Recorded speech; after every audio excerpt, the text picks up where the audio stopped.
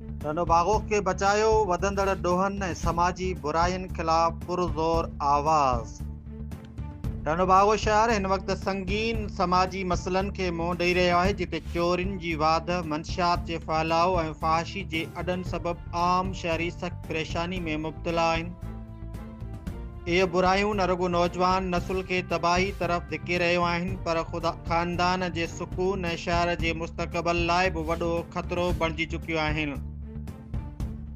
शहर जे बाशऊर हल्कनि पारां इंतिज़ामिया, पुलिस, चूंडियल नुमाइंदनि ऐं समाजी अॻुवाननि खां पुरज़ोर मुतालबो कयो वियो आहे त क़ानून जी बालादस्ती खे यकीनी बणाईंदे चोरियुनि ऐं ॿियनि ॾोहनि ख़िलाफ़ सख़्त असराइती कार्रवाई कई वञे।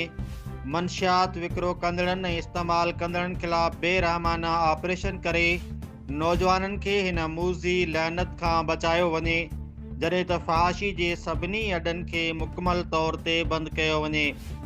साॻिए वक़्तु टंडोबागो जी अवाम खे बि अपील कई वई आहे त ख़ामोश तमाशाई बणिजण बदिरां समाजी बुराइयुनि ख़िलाफ़ गॾियल आवाज़ उथारीनि।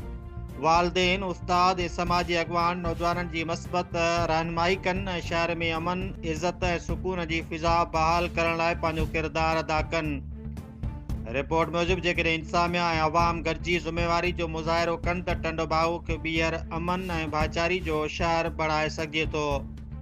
Report Singar Ali Dalwani, team human rights Pakistan, social media centre, Sindh.